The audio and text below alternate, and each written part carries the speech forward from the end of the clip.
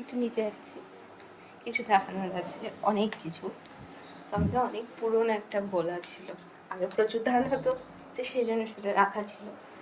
কিন্তু এখনকার ধান সেরকম হয় না জমিতে, সেই জন্য আর কি বাড়িটা পরিষ্কার করার জন্য পুরো গোলাটা আমাদের উড়িয়ে দেওয়া হয়েছে।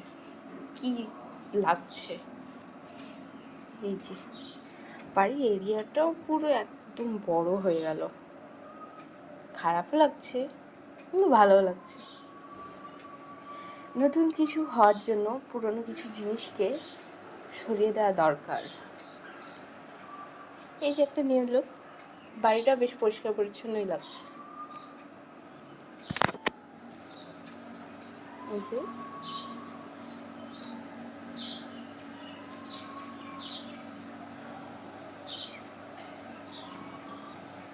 তো যখন আমাদের পুরো কাজ কমপ্লিট হয়ে যাবে তারপর দেখাবো যে কত সুন্দর লাগছে বাড়িটা।